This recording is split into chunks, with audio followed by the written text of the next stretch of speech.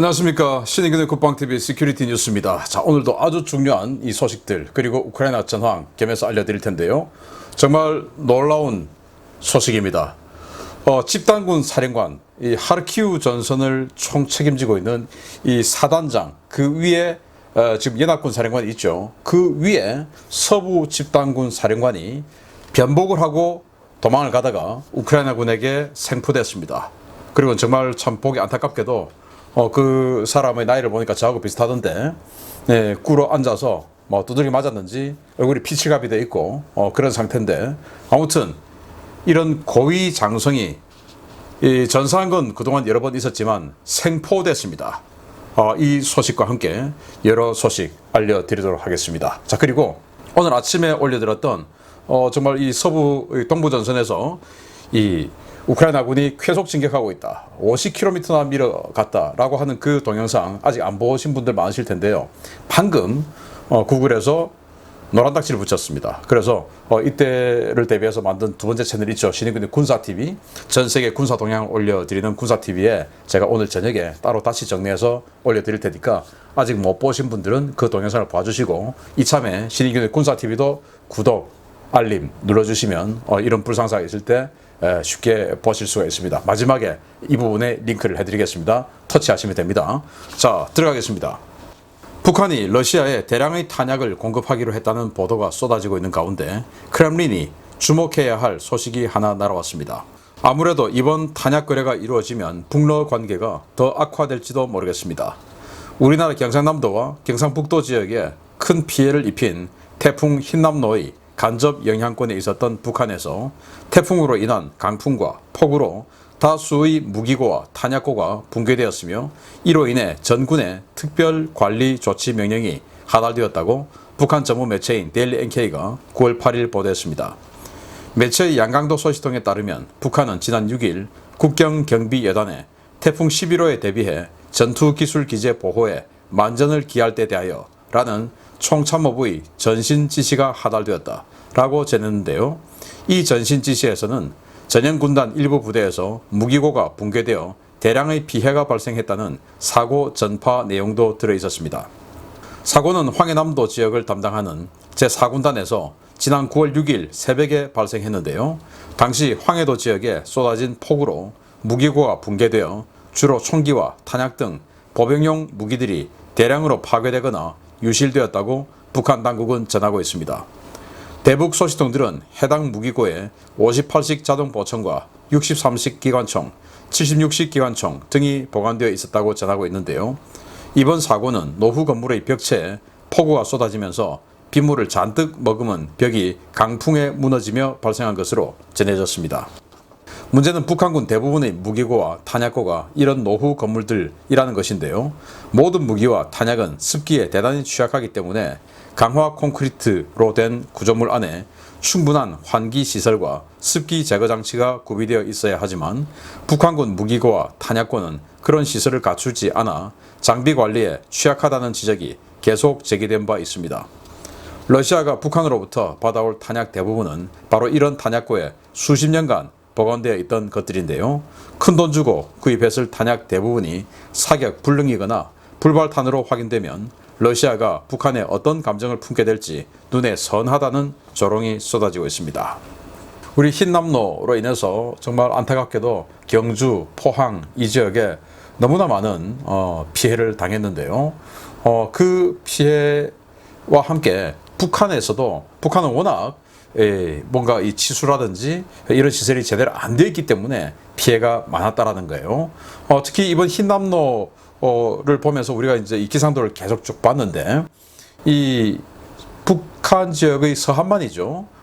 그 서한만 지역에 아주 강력한 태풍급의 뭔가 세력이 있었습니다. 아마 그게 여기에 지금 영향을 미친 듯 한데요. 그 황해도 지역에 많은 폭우가 내려서 이제 뭐 무너지고 하는 과정에 탄약고, 무기고들이 큰 손실을 봤다라는 건데, 제가 여러 번 뭐 강조드리는 바지만 이 연평도 포격 도발 때 보면 북한군의 포탄 170발 쐈는데 80발만 연평도에 떨어지고 90발은 그냥 바다에 떨어졌죠. 그 정도로 북한군 포의 성능이 안 좋다. 포가 성능이 안 좋겠습니까?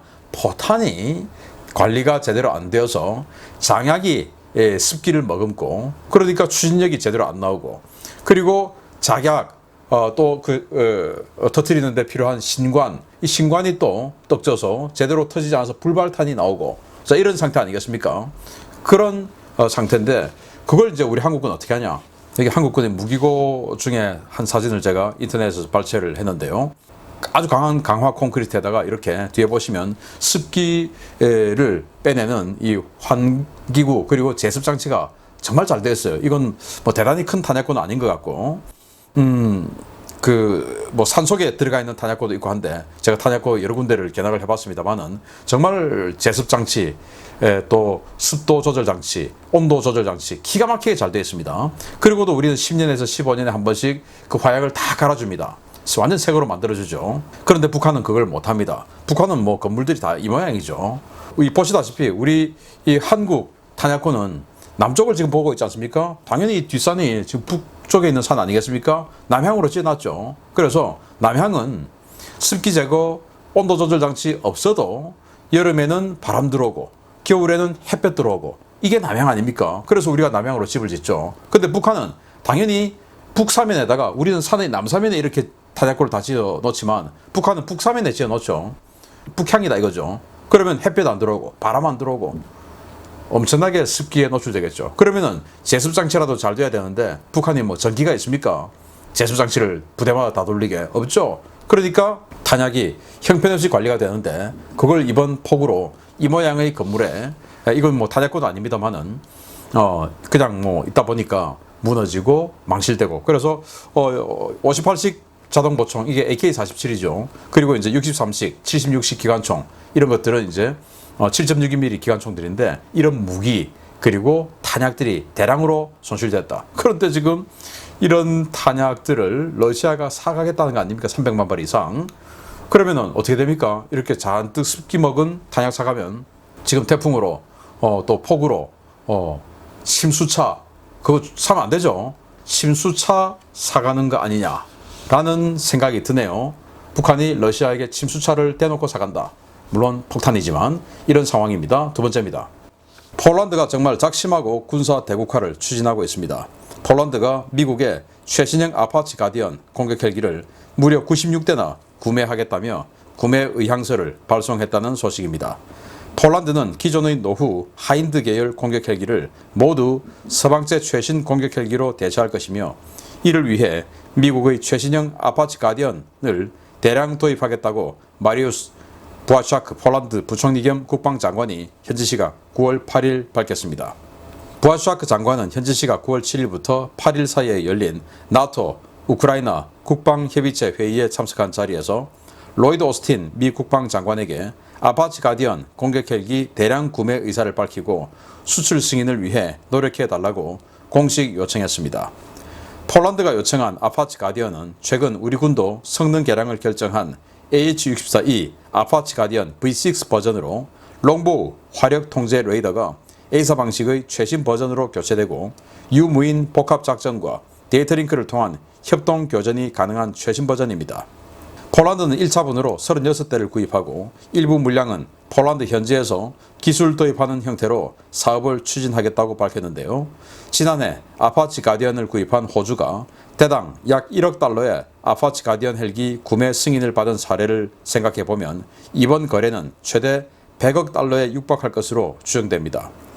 폴란드가 아파치 가디언 공격 헬기를 대량으로 구입하게 되면 근접 항공 지원 임무를 전문적으로 수행할 예정인 FA-50 블락 20 전투기와 함께 엄청난 시너지 효과를 낼 것으로 예상되는데요. 우크라이나전으로 이제는 더 파괴할 러시아 전차도 남아있지 않은데 이 엄청난 전력을 어디에 쓰려는지 모르겠습니다. 와, 폴란드 우리 한국 무기들 어마어마하게 사가죠. 제가 내일 아침에 특집으로 폴란드가 우리 한국 무기를 어떻게 활용할 것이다 라고 하는 뭐 그런 것들을 제가 알려드릴 텐데요. 이 폴란드가 아파치 가디언 공격 헬기 96대 와 정말 많이 사는데 지금 가지고 있는 것은 밀 24 하인드 계열의 아주 구형 과거 소련제 공격 헬기죠. 그거 뭐 이번 우크라이나 전쟁 보면 막 판판이 떨어지고 있습니다. 그걸 지금 세계 최강의 공격 헬기인 아파치로 바꾸겠다라는 건데요. 자, 이 아파치를 도입하면서 우리 한국에게도 좀 이익이 생길 것 같아요. 왜냐하면 여러분들 보도 보셨겠지만은 우리 한국 육군에도 36대의 아파치 가디언이 있는데 이걸 이제 업그레이드 한다. 그 비용이 한 4천억 원 들어간다. 이런 기사를 보셨을 겁니다. 그래서 레이더도 최신형을 업그레이드하고 뭐 A사 레이더가 들어가는데 기존 롱보우 레이더는 한 8km의 지상을 탐지할 수 있어요. 근데 이건 이제 2배 이상이라고 하니까 최소 16에서 20km 정도는 탐지가 쫙 됩니다. 그러니까 탐지 영역이 몇 배로 거리는 2배 이상으로 늘어나지만 이 그 면적을 보면 몇 배로 늘어나죠. 그렇게 해서 이 데이터 링크 시스템인 링크 16을 운영할 수 있게 되고 또 멈트 그래서 무인기하고 협동 작전을 할 수 있게 되고 그래서 주한미군은 지금 그레이 이글 들여왔지 않습니까? 그래서 이 멈트하고 링크 16하고 하는데 그 링크 16은 뭐냐? 나토의 표준 데이터 링크 시스템이죠. 그래서 우리 FA-50이 링크 16이 돼요. 그러면은 이 아파치가 저공으로 쫙 들어가서 스캔을 쫙 해가지고 지상에 위협 세력을 딱딱딱딱 찍어줍니다. 그걸 데이터 링크로 저 멀리 초계를 돌고 있는 FA-50에게 보내주죠. 이제 폴란드 군이라면. 보내주면 이 FA-50은 상공에 대기하고 있다가 찍어주는 표적에 따라서 멀리서 KGGB 한 100km 날아가니까 우리 한국이 개발한 장거리 활공 유도 폭탄이죠. 아니면은 더 강력하게 때려야 되겠다. 그러면 이제 제담 이런 거 확 때려주면 제담 한 24km 날아가니까 그러면 이제 완전히 아파치가 가서 표적 획득 찍어주고 그리고 자기가 직접 타격할 경표적 같은 거 직접 때리고 그리고 큰 덩치의 그런 표적들은 FA-50이 상공에 대기하고 있다가 링크 받아서 때려주고 이렇게 되면 이제 완전히 시너지 효과가 되니까 우리 한국의 FA-50을 도입해가는 그런 큰 효과를 보게 될 것이다 라고 생각이 되고 또 우리는 또 어떤 이익이 있냐 우리가 지금 이제 업그레이드를 하는데 여기서 아웃데스트나 사면 당연히 업그레이드 우리하고 지금 똑같은 버전으로 우리가 업그레이드 하고자 하는 그 버전으로 지금 여기 사게 되니까 우리가 업그레이드 하는 비용이 다운되겠죠. 우리는 FMS로 하니까 이 미국의 FMS는 사후 정산입니다. 그래서 일단 우리가 돈을 다 줍니다. 4천억 주겠죠. 그런데 이거 아웃데스트 때 생산하다 보면 가격이 다운되겠죠. 그러니까 야 한국 니들한테 4천억 받아서 해봤는데 폴란드가 갑자기 아웃데스트가 들어와서 이만큼 규모의 경제가 형성되어서 니들 거 3,200억밖에 안 썼어. 800억 돌려줄게. 이겁니다. 그래서 이제 우리에게 좀 더 경제적 이익이 생기겠다라는 것과 함께 자 그런데 지난 정권 때 송영무 국방부 장관이라는 사람 기억하시죠? 그 송영무가 뭐라고 했냐? 전차 숫자 줄이고 K2 전차 줄이고 그 대신 야 항공의 시대잖아. 아파치 더 사줄게. 하고는 육군 기갑 세력의 편제도 바꾸고 뭐 그렇게 해서 전차 숫자를 확 줄여버렸어요. 그런데 아파치 지금 36대 추가 구매한다는 소식이 있습니까? 야, 송영무 입만 열면 거짓말이냐? 어떻게 해? 그래서 그때는 K2 전차 줄이면서 아파치 더 사준다는 명분으로 줄여놓고 지금은 아파치도 사라지고 K2 전차도 사라지고 우리 한국 육군 전력 갉아먹으려고 일부러 쑤쓴 거냐? 라는 생각이 들지 않을 수 없습니다. 빨리 바로잡아야 됩니다. 갑자기 또 화가 나네요. 자, 그런데 정말 놀라운 소식 알려드립니다. 사실 확인이 좀 더 필요한 소식이지만 너무도 충격적인 소식이어서 뉴스로 전합니다. 엄청난 진격 속도를 보이고 있는 우크라이나군이 발라클레야에서 쿠판스크로 진격하던 도중에 이 지역 러시아군 최고 사령관을 생포했다는 소식입니다.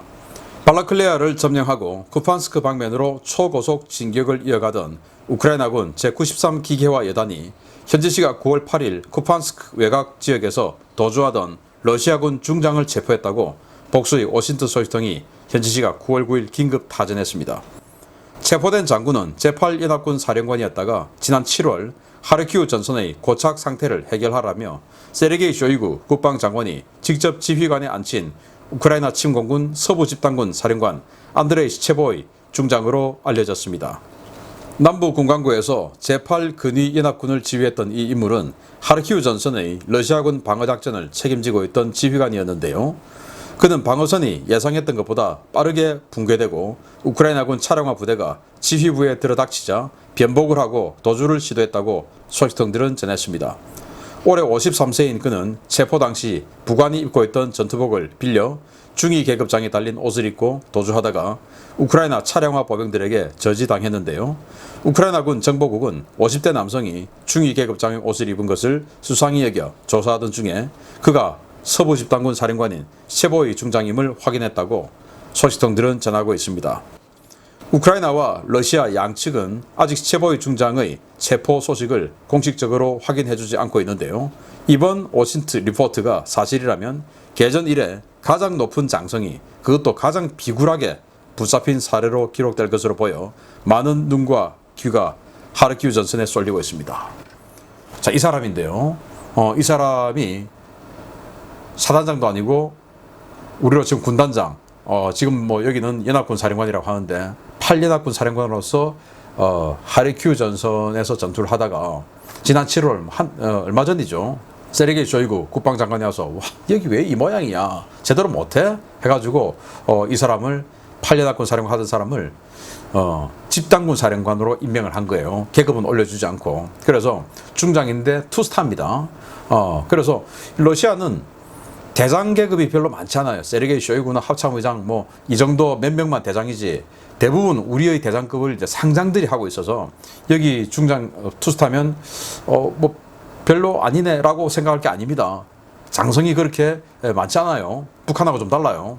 그래서 이 사람이 이제 집단군 사령관해서 하르키우 전선을 총 책임지는 책임자가 됐는데, 뭐 그렇다 하더라도 요즘 지리멸렬해서 지휘하는 병력은 크게 많지는 않겠습니다만은 어쨌든, 그런데 아까 사진들 그리고 모자이크 된 사진들 다 보셨겠지만 그거 그대로 나가면 노란딱지를 붙이니까 모자이크를 좀 했습니다.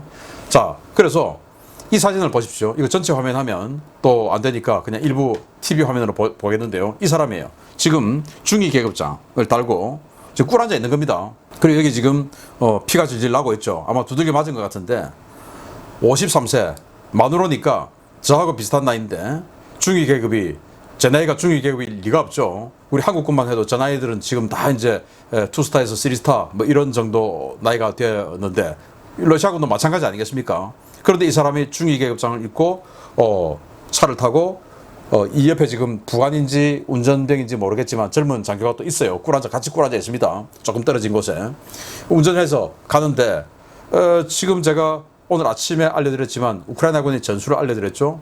드론으로 탐지하고, 그리고는 포로 때리고, 그리고 기갑이 들어가고, 그리고 장갑차가 들어가서 확장하고, 그래서 치고 들어가면 나중에 이제 SUV를 탄 이 차량화 보병들이 쑥 들어와 가지고 잔당 정리하고, 이제 이렇게 되다가 또 이제 드론으로 정찰해서 적이 많이 있지 않은 그런 그 곳은 바로 그냥 차량화 중대들이 조를 2개 이루어서 하나가 들어가서 정리하고 있을 때 초월해서 다른 중대는 그 다음 마을을 또 정리하고, 또 이 정리를 다 마친 이 중대가 다음 마을을 가고, 그렇게 해서 SUV가 뭐 예를 들어 픽업 트럭이죠. 그런 것들이 굉장히 많이 활용되고 있는데, 그거 타고 막 가다가 보니까 뭐야, 군인이잖아, 차 운전하고 있는 사람이. 근데 뒷자리에 뭐야, 같은 중인데 같은 중이 하나는 운전을 하고 저 뒤에 있는 아저씨인데, 굉장히 나이 많아 보이는 아저씨인데 중이야. 뭐 이상하다. 스톱. 내려. 해서 보니까 중인데 이렇게 나이가 많아. 말이 됩니까? 안 되죠. 그래서 조사해 보니까 서부 집단군 사령관이더라. 그래서 이게 지금 SNS에서 이 사진들이 지금 퍼지고 있는데, 러시아 측 워싱턴은 그 안드레이 중장 아니다. 코가 좀 다르게 생겼다. 이렇게 주장하고 있고, 그리고 이제 이 우크라이나 측 워싱턴들은 그러면 이 53세 된 아저씨가 어떻게 중이냐? 이 누구냐 그러면? 이제 이렇게 되고 있는데, 아직 그 우크라이나 측에서도 공식 발표는 안 했습니다만은 이 사람이 진짜 중위는 아닌 것 같아요. 도대체 어떤 사람인지. 그래서 안드레이 중장과 굉장히 흡사하게 생겼다. 옆에 이제 뭐 점 같은 거 있는데 이것도 보면 좀 이런 거 있습니다. 그래서 이 개전 이래 가장 높은 사람이 생포되었다. 그리고 비참하게 꿇어 앉아서 두들겨 맞고, 이 모습이 지금 낱낱이 공개됐는데, 정말 뭐 너무 안타까워할 필요는 없을 것 같아요. 왜냐, 이 사람들이 들어와서 우크라이나인들이 얼마나 큰 불행을 당했습니까? 민간인들, 여성들이 얼마나 큰 불행을 당했습니까? 그래서 너무 안타까워할 필요는 없지만, 그래도 참 이 명예가 이렇게 떨어지게 되었다. 누구 때문에? 잘못된 결정 때문에. 군인은 명령에 따라 했으니까 명령을 따르는데 참 이런 명예가 떨어진 이 상황. 그리고 정말 기가 찬 게 그렇게 SUV들이 확 치고 들어갈 정도로 가까운 곳에, 전선 가까운 곳에 최고 사령관이 왜 있냐라는 겁니다. 정말 러시아의 이 전술, 작전 지휘, 또 전쟁하는 방식은 저로서는 이해가 안 되는, 최고 지휘관이 왜 최전선에 있냐라는 건데 정말 화끈한 소식이었고, 제가 아까 말씀드렸지만 아침에 올려드렸던 이 서부전선, 동부전선 하르키우 쪽에서 어마어마하게 치고 들어가는 소식, 그리고 헤르손 전선에서 정말 화끈하게 전과를 올리고 있는 소식, 오늘 아침에 올려드렸는데 그게 노란 닭지를 먹어서 제가 오늘 저녁에 다시 정리를 해서 신의균 군사TV로 올리겠습니다. 자, 여기 좀 있으면 링크가 나타날 겁니다. 군사TV 클릭하셔가지고 구독, 알림, 좋아요 해주십시오. 마치겠습니다. 감사합니다.